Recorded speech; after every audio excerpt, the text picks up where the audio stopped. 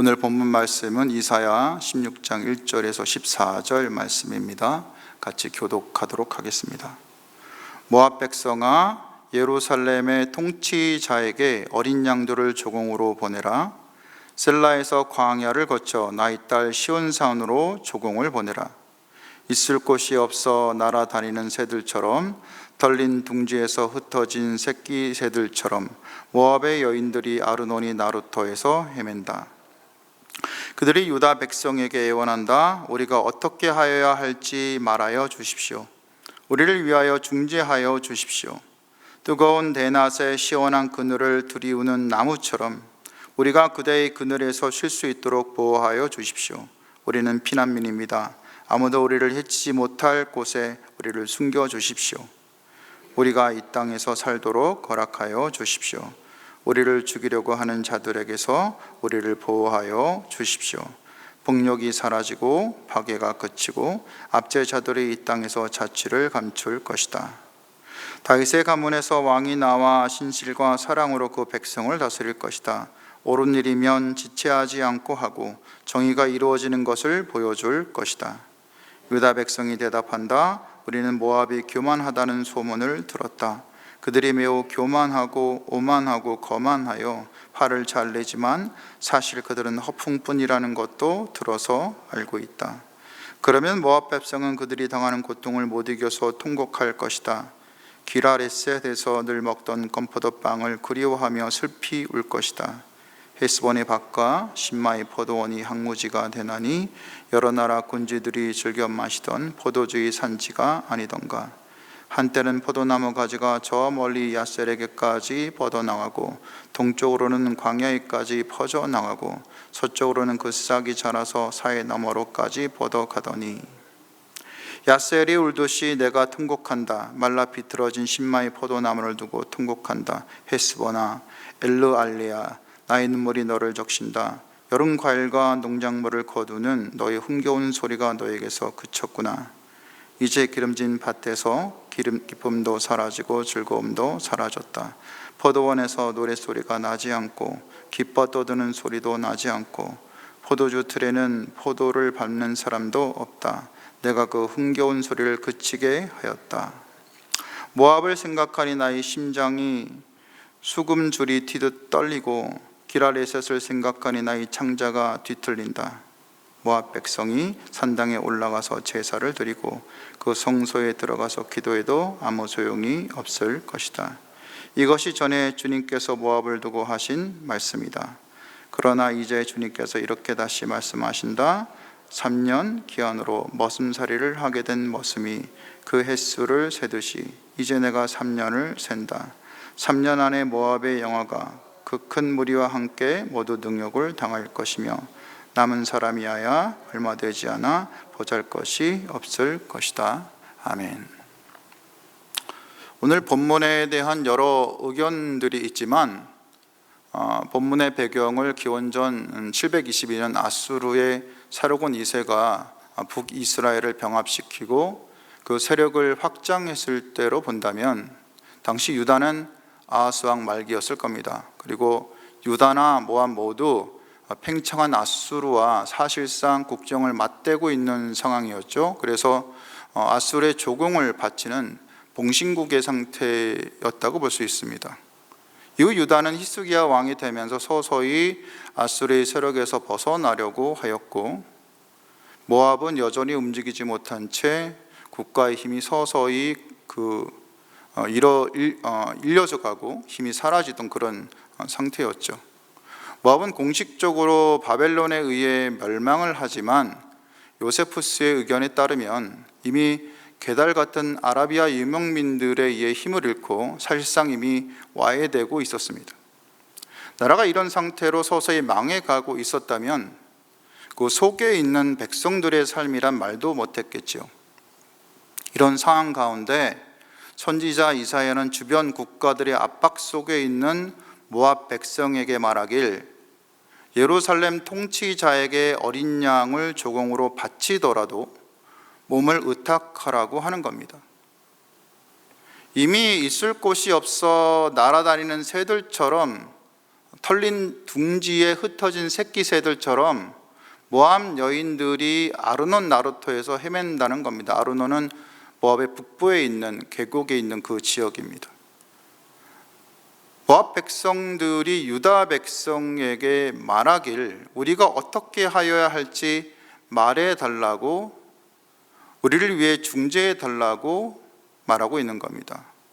유다의 그늘에서 쉴 수 있도록 보호해달라고, 우리가 피난민이라고, 아무도 해치지 못하게 숨겨달라고, 이 땅에서 살게 해달라고, 허락해달라고, 죽이려고 하는 자들한테서 보호해달라고 애원한다는 겁니다.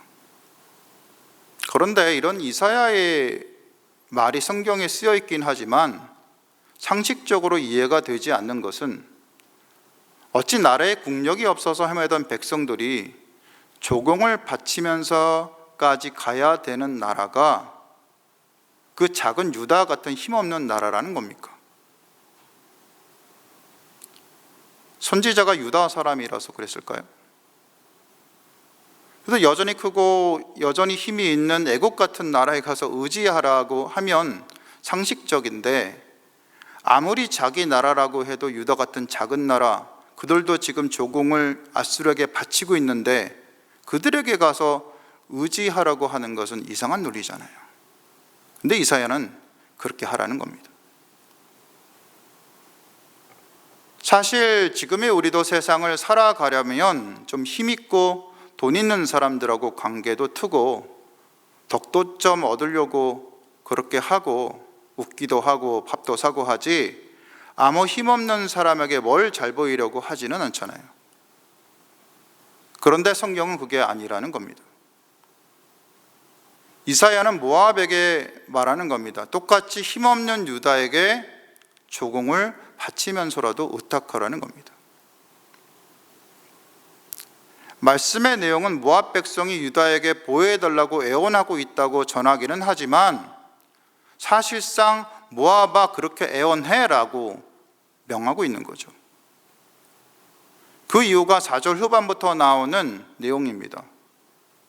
폭력이 사라지고 파괴가 그치고 압제자들이 이 땅에서 자치를 감출 것이다. 다윗의 가문에서 왕이 나와서 신실과 사랑으로 그 백성을 다스릴 것이며, 옳은 일이면 지체하지 않게 하고 정의가 이루어지는 것을 보여줄 것이기 때문이라는 겁니다. 근데 사실 시대 상황하고 이 말씀은 잘 맞지 않아요.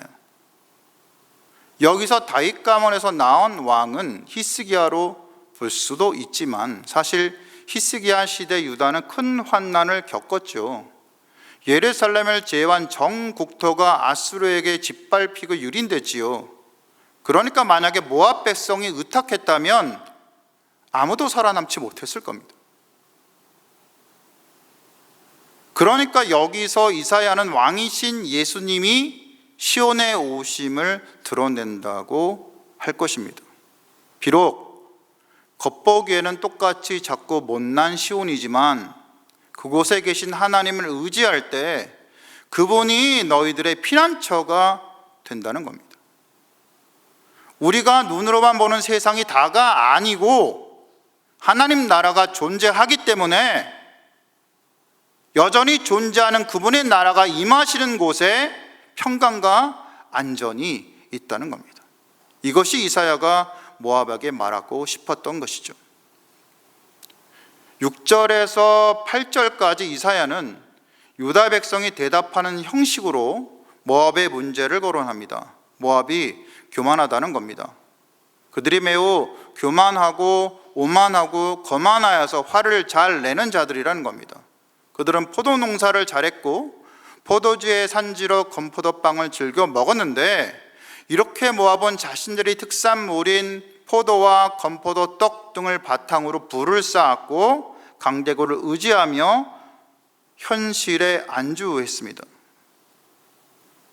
모압은 자신들을 지으신 하나님을 부인했지요. 그리고 자신들의 교만과 현실을 그려낸 또 다른 신인 그모스를 섬기며 심지어 그 신에게 인신제사까지 하는 짓들을 행했던 나라입니다. 하지만 9절에 보면 그런 모압을 향해 선지자 이사야는 통곡을 합니다. 상황이 맞지 않지요. 왜 이사야가 자신의 나라인 유다도 아니고 모압을 향해 통곡을 할까요? 언뜻 이해가 잘 되지 않습니다. 그럼에도 그의 눈물이 가능한 것은 하나님께서 이사야에게 눈물을 흘리라고 그 영을 부어주셨지 않았을까 싶습니다. 우리가 성령 안에서 기도하다 보면요, 잘 모르는 분들의 소식을 듣고 울면서 한참 동안 기도할 때가 있는데, 그 이유는 내가 아니라 내 속에 계신 성령께서 울면서 그를 위해 기도하라고 하시는 분명한 인도하심이지요. 이사야는 그런 국률의 마음이 주 안에서 가득했던 것 같습니다. 그게 주님의 마음이지요. 그는 모압의 말라 비틀어진 포도나무, 여름 과일과 농작물을 거두는 흥겨운 노랫소리가 그치는 상황, 기름진 밭에서 기쁨과 즐거움이 사라지고 포도원에서 노래가 그치고 기뻐 떠드는 소리도 나지 않고 포도주 틀에서 포도를 밟는 사람도 없는 상황을 보며 통곡을 하는 겁니다. 그런데 10절 후반에 보면 이런 모든 상황을 만드신 이는 하나님이시라고 되어 있습니다. 주께서 이런 모든 흔히 얘기하는 세상의 복들을 멈추게 하셨다는 겁니다. 왜 그렇게 하셨을까요? 교만하고 오만하고 거만하기 때문이라는 거죠. 그들이 자신을 만드신 하나님을 거부하고 스스로의 삶에 만족하며 자신들의 우상들을 만들며 살았기 때문이라는 겁니다. 그러니 그들을 치는 민족들을 일으키시고 그들이 자랑하던 농사가 망하게 하실 거란 겁니다. 모압이 내가 했다고 우기고 의지하는 모든 것이 사실 아무것도 아니라는 것을 너희는 알아라 라고 하시는 거죠. 인생들이 가려진 눈으로 쫓아가고 있는 것이 사실 알고 보면 아무것도 아니란 겁니다. 오직 하나님을 온전히 구하며 그분을 의지하고 주어진 삶을 살아가는 것이 답이라는 거죠. 그러니 이 답이신 하나님께서 보시니 그들이 답답하신 겁니다. 그래서 벌도 주시고 통곡도 하시는 겁니다. 11절에 주님은 선지자의 마음을 통해서 그 마음을 표현하십니다. 선지자는 주님의 마음을 받아서 모압을 생각하니 그 심장이 수금줄 뒤도 떨린다고 말합니다. 창자가 뒤틀린다고 말하는 겁니다.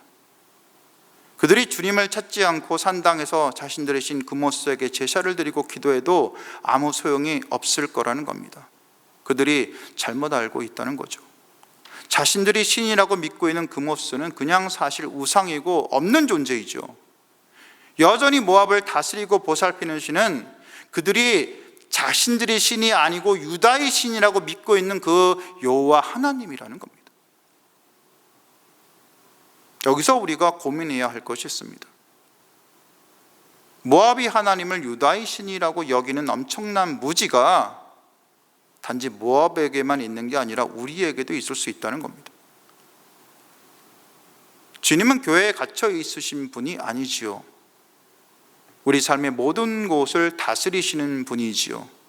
우리가 예배당을 떠난 여러 곳에서 주님이 아닌 세상의 원칙을 더 중요하게 여기고 살고 있기도 하지 않나요? 가정과 직장과 학교에서 주님보다 힘 있는 사람이나 혹은 돈을 의지하고 있지는 않으신가요? 모압에서는 그모스를 섬기고 유다에서는 여호와를 섬기는 행동을 하지 않으십니까? 아니면 하나님이 모든 것을 다스리시는 주관자이심을 분명히 믿고 내 삶을 온전히 의지하고 따라가고 계십니까? 이어서 13, 14절에서 이사야는 전에 하나님께서 하신 말씀을 전합니다. 3년 기한으로 모압의 영화가 능욕을 당할 것이며 남은 사람이 얼마 되지 않아 보잘것없을 것이라는 겁니다. 이처럼 선지자의 예언 선포에서 정확한 기간을 말하는 것은 굉장히 드문 일입니다. 그럼에도 3년의 기한을 둔 것은 하나님께서 3년 안에 내가 벌할 거야 라고 얘기하시는 게 아니라 3년의 심판 유예 기간을 두었으니 그때까지 정신 차리라고 기회를 주신다는 거죠. 그리스도인은 이런 하나님의 경고의 사인을 알아채는 민감함이 있어야 합니다. 주님의 경고를 깨닫지 못할 만큼 세상에 매어 살아서도 안 되고 내 욕심에 집중해서도 안 된다는 거죠. 말씀을 정리합니다. 우선 이사야 선지자가 모압으로 하여금 자신들과 별반 차이가 없이 힘이 없어 보이는 그 유다를 의지하라고 말한 것을 기억했으면 합니다. 여러분은 살아가기 위해 좀 힘있고 능력있고 돈 있는 사람들과도 관계도 트고 덕도 좀 얻으려고 밥도 사고 시간을 쓰고 있습니까? 아니면 하나님께서 말씀하시는 고아와 가부와 나그네와 같은 자들을 섬기기 위해 나의 힘과 시간을 쓰고 있으십니까? 우리가 힘과 돈 있는 분들에게 잘 보이려고 하는 것은 다름 아닌 우리 자신을 위해서죠. 우리 사업과 출세를 위해서 그들과 좋은 관계를 맺는 것이 중요하기 때문입니다. 그런데 성경은 그게 아니라고 말하고 있는 거죠. 지금은 아무 실체가 없어 보이는 그 하나님을 의지하는 것, 그분의 살아계심을 믿는 것, 모든 것을 다스리심을 믿는 것, 나의 문제의 해결자가 진정 하나님이심을 믿는 것. 그래서 지금은 아무 힘이 없어 보이고 나약해 보이지만 그분이 하라고 하시기에 유다를 의지해야 하는 모압처럼 내가 의지해야 하는 하나님을 의지하고 나의 모든 문제를 넘을 믿음을 가지는 것. 그래서 나보다 약해 보이는 자들을 기꺼이 섬기고 그들과 더불어 살아가는 것. 그 이유가 하나님께서 허락하신 다윗의 왕이신 예수께서 함께하기 때문이심을 알고 그분을 믿고 의지하는 것. 이것이 그리스도인의 삶이란 겁니다. 또한 주님께 성령을 부어달라고 기도했으면 합니다. 성령을 부으셔서 하나님의 마음을 더 알았으면 합니다. 성령의 인도하심에 따라서 기도함으로 내가 알지 못하는 한 영혼을 향한 참지 못하는 국률과 아픔을 가지고 그 마음으로 울면서 기도하는 기도의 사람이 되게 해달라고 우리가 주님께 간절히 기도했으면 합니다.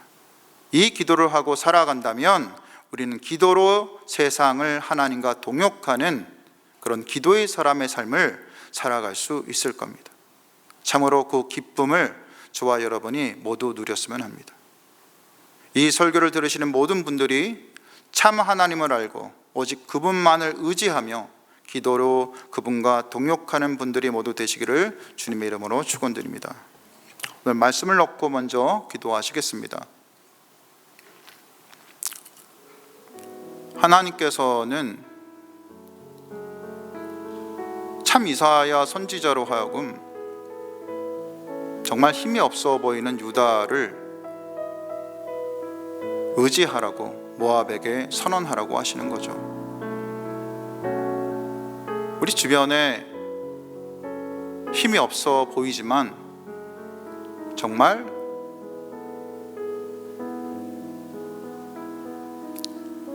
이분과 함께라면 하나님과 더불어 나의 인생을 살아갈 수 있을까 하는 분들이 있으십니까? 아니면 정말 아무것도 아닌 것처럼 보이지만 내 안에 부어주시는 성령의 인도하심이 있어서 그 성령께서 이끌어가는 그 삶을 내가 살아가는 그 삶을 살아가게 하는 그런 것들이 있으십니까? 생각했으면 합니다. 온전히 하나님을 의지하는 것이 무엇인지, 온전히 하나님을 바라는 것이 무엇인지, 내 삶에서 참 하나님께서는 어떻게 일하고 계신지, 그래서 내가 그분의 인도하심을 어떻게 따라갈 것인지, 세상에서 보이는 그럴듯한 존재들이 아니라 정말 아무것도 아니지만 하나님께서 함께 하시는 것 같은 그것을 바라고 따라하고 살아가는 것이 그리스도인이 생각하고 따라야 되는 그런 삶일 겁니다. 우리의 삶이 말씀 안에서 살아간다는 것은 그냥 멈춰 있는 것이 아닙니다. 그냥 듣고 세상의 논리가 내 몸에 배어서 그냥 나오는 아주 논리적이고 이성적인 그런 삶을 살아가는 것이 아닙니다. 그렇게 주를 온전히 의지하고 살아가는 여러분이 될 수 있기를 정말 바랍니다. 오늘은 교회를 놓고 기도하는 날입니다. 교회가 정말 주님 안에서 하나님을 온전히 의지하고 살아가는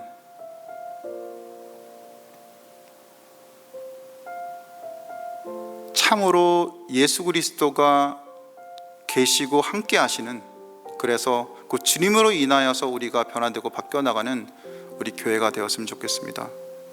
예배 가운데 하나님이 함께 하시고 우리가 이 속에서 참으로 변해가고 바뀌어나가고 주의 사람으로 성장해 나갈 수 있는 그런 교회가 되었으면 좋겠습니다. 그런 교회가 될 수 있도록 기도해 주셨으면 좋겠습니다. 오늘은 몽골에 단복 나가 있는 분들을 통해서, 그리고 그분들을 통해서 몽골이 주의 나라의 복음이 전해지는 일들이 일어날 수 있도록 기도해 주시고요. 톡팅 고등부 수련회와 사랑고 여름 성경학교가 또 주말에 있습니다. 주께서 함께 해 주시기를 기도하신 후 각자 개인 기도하시면 되겠습니다. 기도하시겠습니다.